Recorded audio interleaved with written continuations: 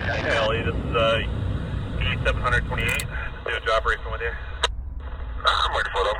Alright, E728, time on duty is 1615. I got a Bolton, it's at 98516. We got a lead engine of 962. Then we got a 7089 and a DP 3166. Zero loads, 125 empties, length is 6847, tons is 3064. We're good on fuel, PTC, NTO are operating, not a key train, no restrictions. Alright, you say you're coming out of the yard? Yeah, we're coming out of the yard. Not a problem. I got someone there at Dorothy for you. You're going to be meeting one at Born Harbor. Alright, roger that, meeting one at Bourne. Jim Buttons 15. Jason clear 960. I said on point line clear, give for 15, 962.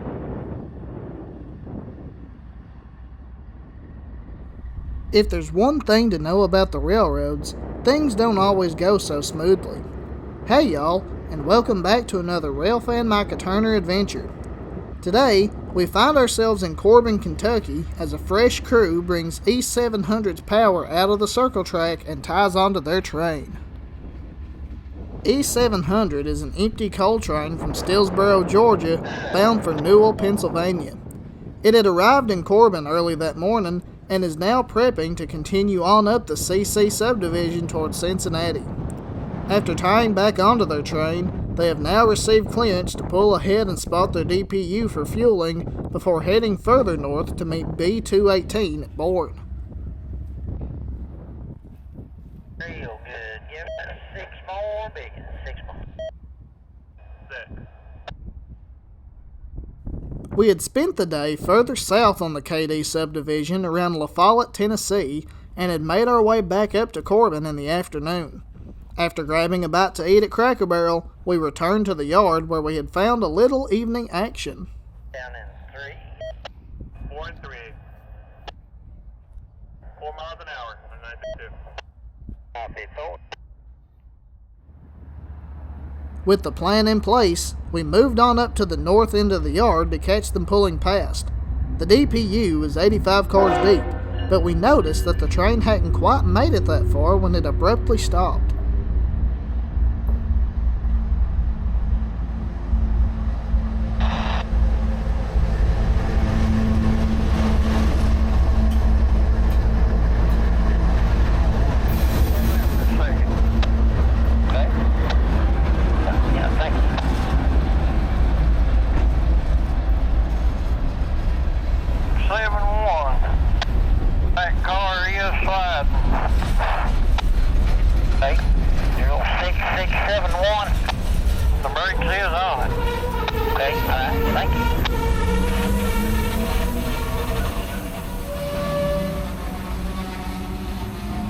Come there and get it.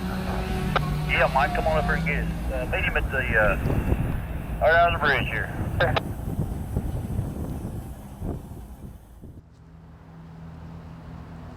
6671. Handbrake was on it tighter than a wedge. It's got build up on every wheel on it. Okay, let's see here. Will she fit in the north end of number 8 track here?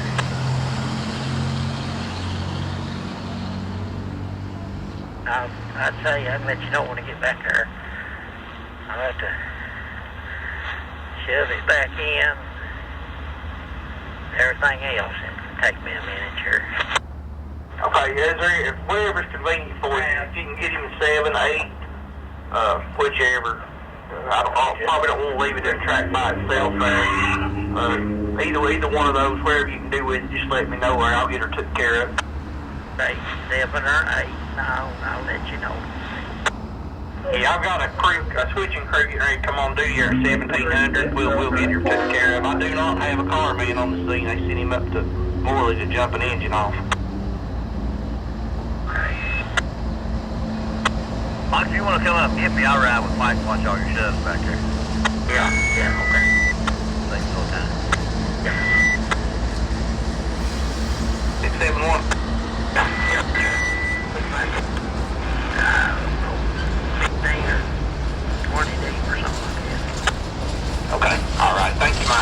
took care of. Just let me know where she lands if you would. I'll do it, sir.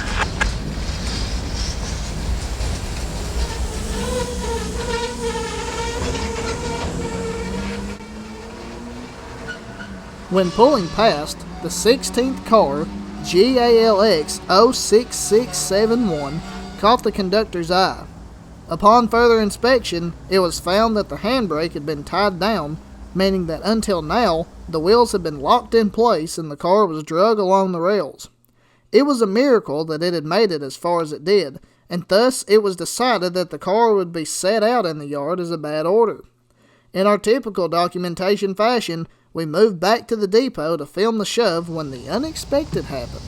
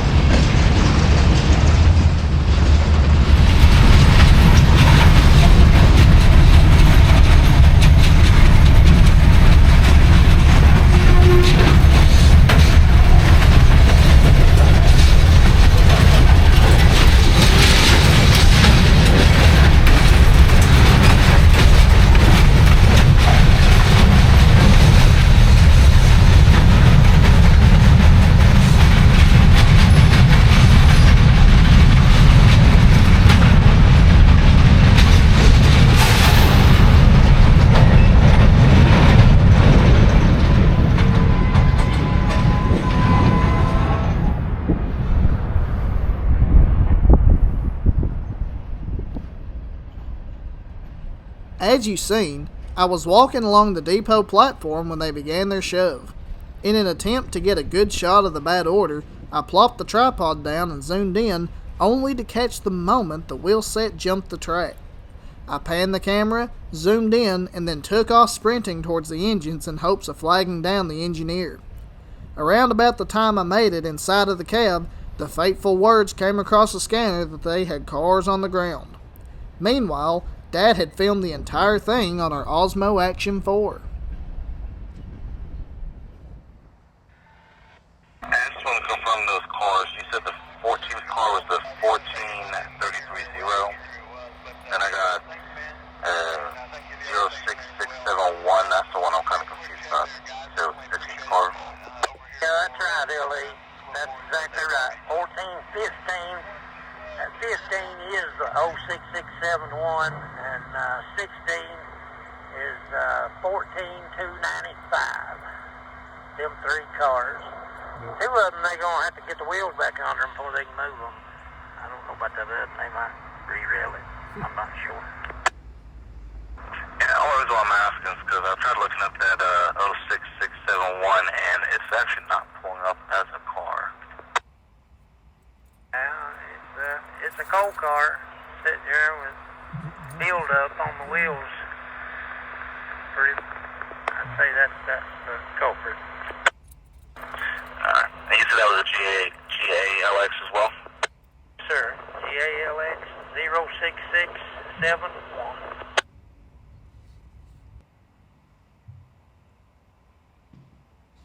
To replay what had happened, you can watch as the locked up wheel set jumps the tracks, dragging the rear wheel set with it shortly after. The tense friction then forced the car behind it to derail, and then once caught on the north leg of the Y, also brought the car ahead off as well.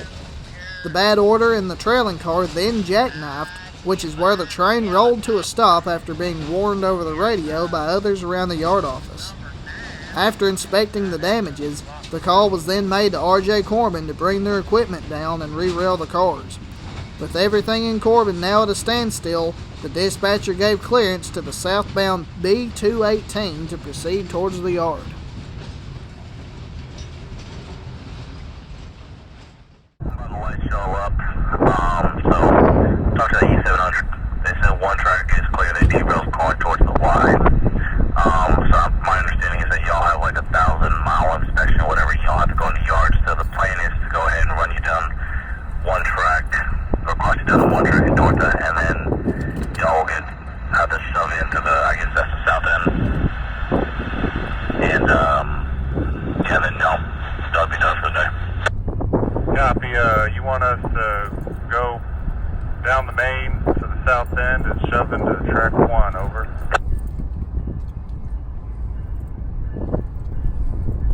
Yeah, the yard master, I think it was track 2 is open. Track 1, I think is where E700 was, trying back on the train when he derailed.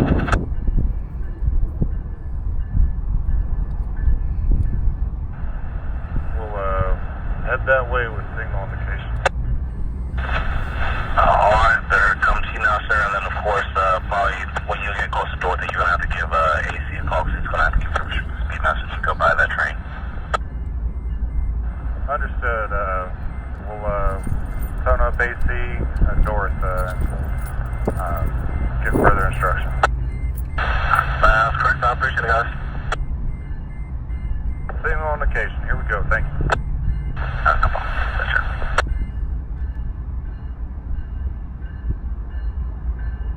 Doors over.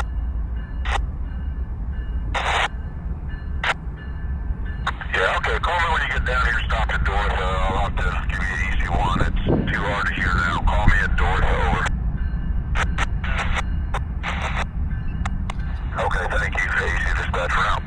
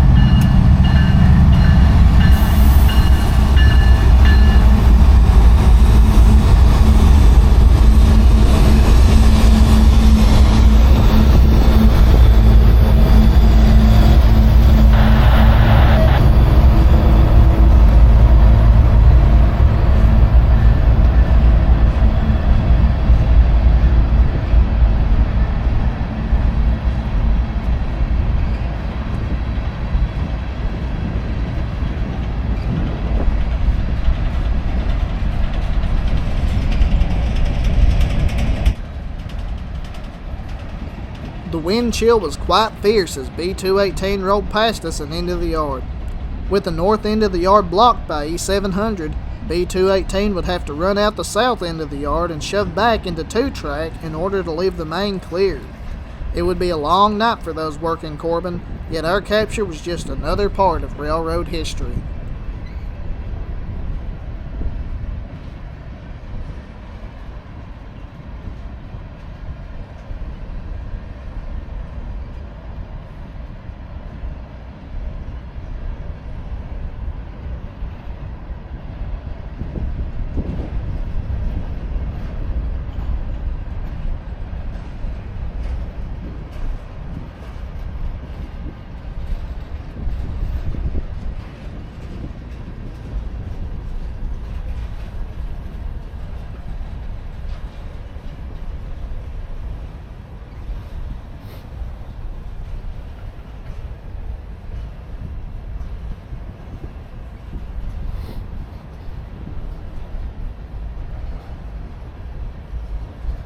thank you all so much for tuning in to this Railfan Micah Turner adventure.